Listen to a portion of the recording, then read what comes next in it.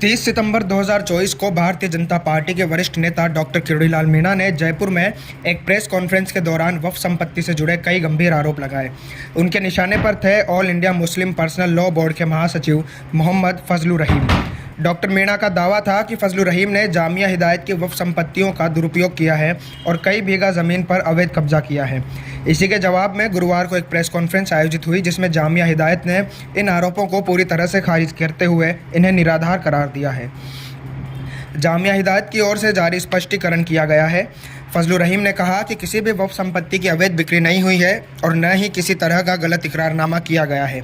उन्होंने जनता से अपील की कि वे ऐसे झूठे आरोपों पर ध्यान न दें और सच्चाई को समझें। 2024 को माननीय किरोड़ीलाल मीणा जी ने बीजेपी कार्यालय में प्रेस कॉन्फ्रेंस करके झूठे और वेग एलिगेशंस लगाए हैं, जिसका मैं पॉइंट वाइज हर एलिगेशन का जवाब आपको देना चाहता हूँ।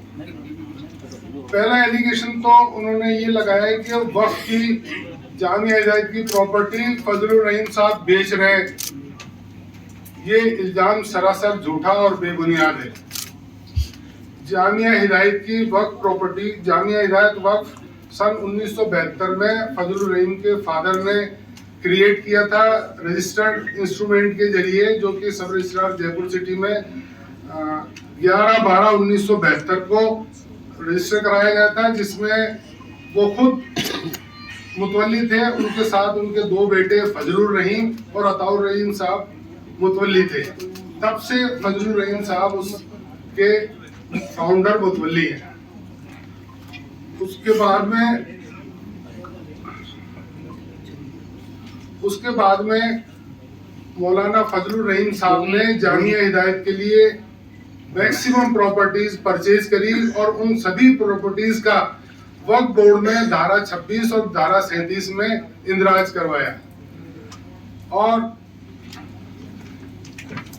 इस वक्फ प्रॉपर्टीज को लेकर इनके भाई जियाउर रहीम, नदीम रहीम और रिजवान, फहद रहीम, शकील ये फर्जी इकरारनामे करके प्रॉपर्टी की खरीद फरोख्त बाबत और इस पे जबरदस्ती कब्जा करना चाह रहे हैं, जिसको लेकर हमने FIR जयसिंहपुरा खोर थाना में इन सभी के खिलाफ दर्ज करा रखी है, जिसकी कॉपीज हमारे पास अवेलेबल है।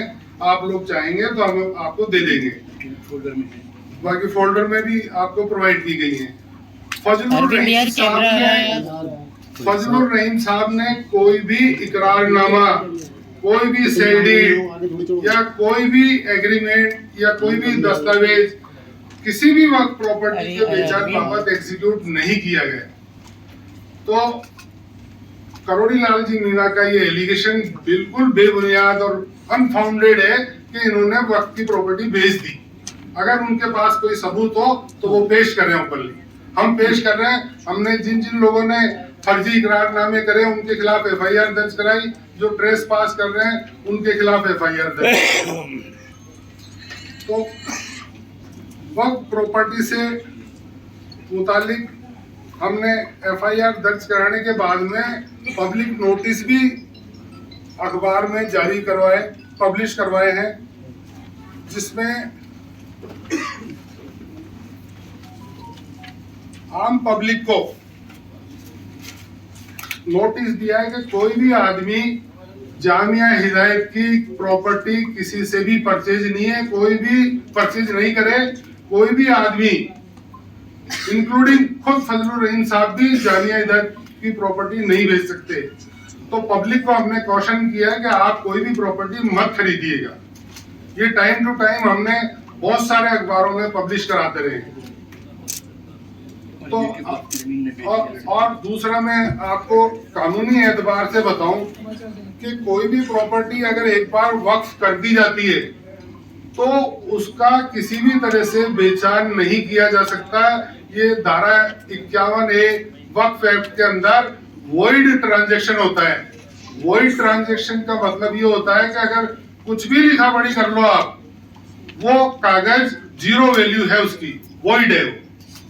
वॉइड एब इनिशियो होता है। तो कोई भी वक्फ प्रॉपर्टी कभी भी नहीं बेची जा सकती है, उसका ट्रांजैक्शन जीरो होता है। तो पहला एलिगेशन जो माननीय करोड़ी लाल जी मीणा ने लगाया कि वक्त प्रॉपर्टी बेच रहे हैं, खुर्द-बुर्द कर रहे हैं, ट्रेस पास करा रहे हैं, ये टोटल बेबुनियाद है। हम तो उल्टे वक्त प्रॉपर्टी को प्रोटेक्ट करने के लिए एफआईआर भी दर्ज करवा रहे हैं और कोर्ट में केस भी कर रहे हैं।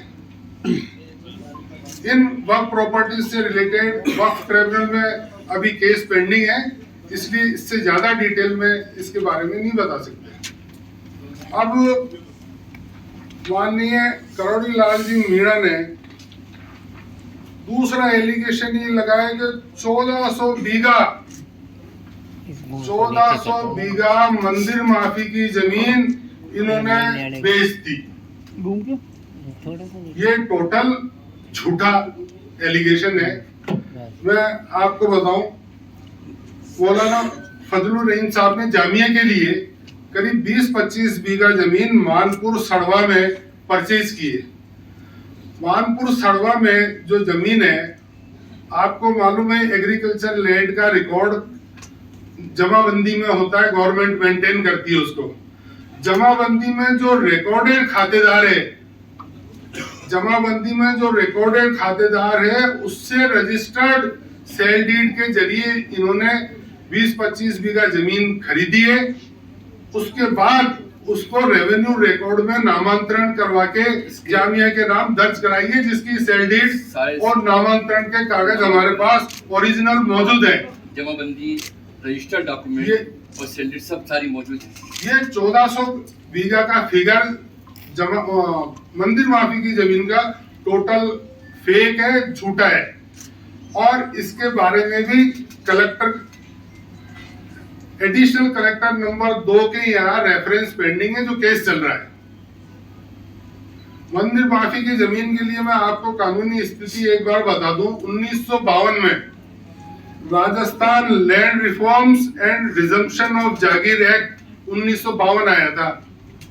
उसमें जो भी जागीरदार थे उस वक्त, उनकी सबकी जागीरदारी खत्म करके गवर्नमेंट ने वो सारी जमीनें एक्वायर कर ली थी। सिर्फ उन जमीनों पर जो काश्तकार खेती कर रहे थे उनको खातेदारी राइट्स दिए गए थे, और उन खातेदारी राइट्स जिनको मिले थे उनको बेचने का अधिकार था उस प्रॉपर्टी का। उन खातेदारों से आगे जमीन खरीदी है, उसका मंदिर माफी से कोई लेना देना नहीं है। मंदिर माफी की जमीन तो 1952 के एक्ट के तहत गवर्नमेंट में वेस्ट हो गई। इसलिए माननीय करोड़ी लाल जी का ये एलिगेशन के मंदिर माफी की जमीन पे इन्होंने कब्जा कर लिया, ये टोटल फॉल्स और इनकरेक्ट स्टेटमेंट है।